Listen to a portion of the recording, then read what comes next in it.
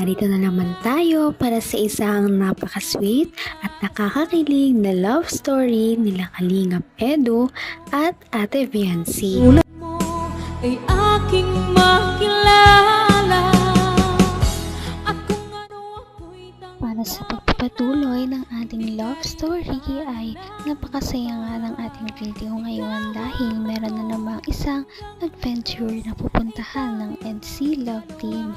Ngayon lamang nila ito gagawin bilang isang mag-love team, kaya naman sana ito ay inyong abangan. Dito nga sinundo na ni Kalingap Edu si Ate Viancy dahil sila ay nag-meet up lamang sa harap ng mall. At pagkakita nga ni Kalingap Edu kay Ate Viancy ay sobrang nabighani talaga siya sa kagandahan nito. Talagang nakaporma siya ngayon at kitang-kita naman na kahit simple lamang ang kanyang pananamit, sobrang ganda pa rin talaga ni Ate Viancy. Kaya ano kaya ang mangyayari sa kanilang amusement park date?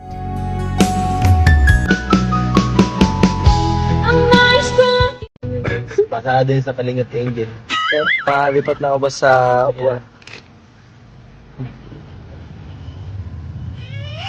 Saan tayo dito lilingapin mga kalingap?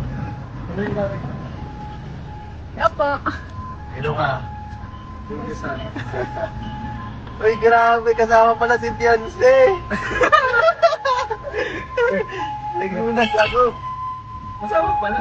Ayun pala yung special someone na sinasabi mo, kuya. Oo, Kaya pala ito yung tawa mo, ay. Bira to. Di nagsasabi kasama ko to. Di nagsasabi kasama ka pa. Ikaw ay, hindi ka nagsasabi ha. Miss mo na agad ha. Ano, ready ka na? Pang ilang punta mo na dito dun sa ano, nakapunta ka na Laguna, di ba? Di ba? Ay, nako. Nako ba? So, dadaling kita sa aking pinanggalingan dati. Sigurado. Paano mo ang history ni Kalingap Edu? Kung saan ako, pakita ko sa mga history kung saan ako unang nagmula. Ano sabi mo ha? Ayaw mong malaman? Gusto. Gusto mo? Sige nga. kung ano ako'y tanggap mo na hindi ka rin nag-alala. Napaka-cute talaga ni Ate Viancy kapag siya ay nagpa-flush. At dito nga ay nakita natin na sobra talaga ang kanyang pamumula dahil inaasar siya na na-miss niya na agad daw si Kalingap Edu. Kaya naman sila ay nagtawanan lamang at syempre bumiyahe na rin. Ikaw na mag-vlog. Tara na. Sunday na natin yung si Dr. Love. So, ayan guys.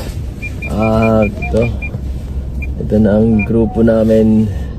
May nakakilala pa kay Dr. Love, oh. Huh? Kilala yata tayo nito. So, ayan guys. First stopover namin dito. Kasama natin. Ito po, itong batang to. Oy. Gutom na yata ito eh. Gutom na yung alaga mo, Dok. Gutom na. Gutom na. Wala agahan, wala na halian, wala kapunan. Wala lahat. Ano yan? Lahat. May mapapicture daw sa'yo. Meron daw meron daw. Hinanap niyo yung poging Kalingap Edu. matrapik. Hello po. Kalingap Edu daw po, pogi. Malabas na lang po kami. Ayan guys, first stopover namin. Bilang ano. Jollibee na daw, gutom na. Sarap ang biyahe namin, hindi kami natatok. Ha? Libre na daw to ni ano eh. Libre ni Beyonce. Uy, gawin, libre mo. Libre na. Ninang. Pasko ba galing? At malayo-layo pa tayo, siguro mga 5 hours pa tayo. Nandun na tayo sa ating destination, 5 hours pa. Ano, baka nagsisisi ka na. Hindi naman. Bakit mo naisipang sumama sa akin yan? Ha? Papantayan kita. Naman ang bawat panaginip ko. Ikaw lang ang Alagang-alaga talaga ng buong Kalingap team si Ate Viancy, kaya naman sobrang swerte niya talaga na na-discover siya ng mga ito. Ngayon ay talaga namang tinitrato siya ng tama at palagi siyang iniingatan ng Kalingap team dahil nga kabilang siya sa Kalingap Angels. Baka nagsisisi ka na. Hindi naman. Bakit mo naisipang sumama sa akin ngayon? Ha? Babantayan ka. Babatiin ako? Ay, grabe ka. Joke na harot, ha? Joke lang. So, ayun po. Makain muna kami kasi gutom na eh. Gutom na daw siya. Gutom ka na? Mahilig po yan sa Jollibee. Opo, paborito niya yan eh. Kaya dito po kami nag-stop over. Actually po, kasabayan na sana namin sila Kuya Bal. Di ko alam kung nasa na sila. Kasabayan dapat namin. Baka nauna na sila. Sana magkakita kami. Susunod na stopover.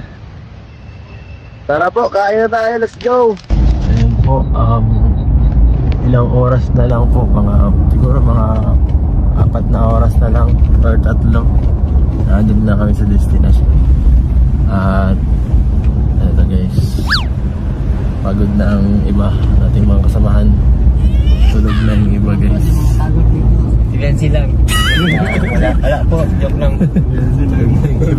Tulog na yung iba guys. Joke po, si Blackjack. Ano Jay? Okay lang dyan? Ha? Okay lang. Kanina naglip ang konti, bigat sa mata. Kalyada. Tara guys, gisingin na lang natin mamaya. Hanggang wakas ay tayo ng dalawa. Palagi kang naman ang isip ko. Hindi lamang si Kalingap Edu ang bumabanat sa kanilang love team.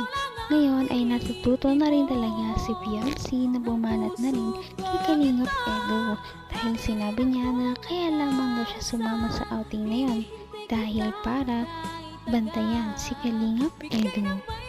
Diyan, kinilig naman si Kalingap. Ang mga kinidnap ni Dr. Love. Safe naman po kami, no? At ito po, gabi na. Nakarating din kami sa aming destination after 10 hours ng biyahe. Tagal ano, bro? Isang araw. Isang araw. Kala ko mabilis lang din eh. So, boring ka na? Naglulula na po ang Blackjack.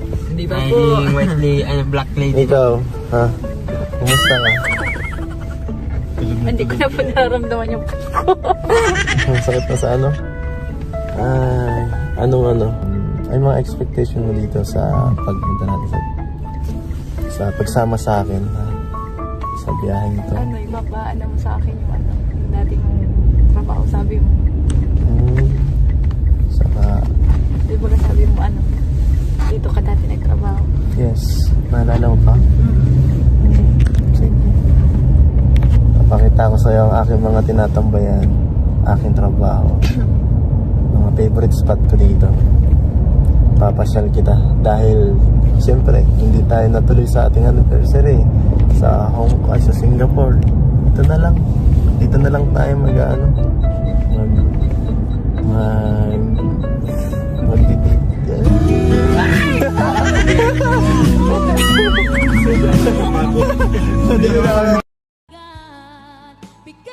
Napakahaba talaga ng binyahe ng Kalingap team para lang makapunta sa kanilang pupuntahan.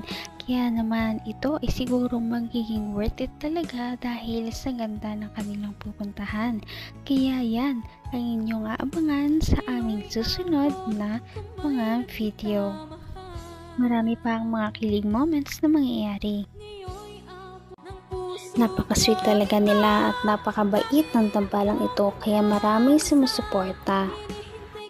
Kaya naman sana ipatuloy natin silang suportahan at mahalin si Fiancé, si Kalingap Edu at ang Kalingap team. Yun lamang at maraming salamat sa panonood. Abangan natin kung magkakatuluyan ba talaga si Kalingap Edu at Fiancé. Hanggang sa muli. Bye! Ngayon'y abot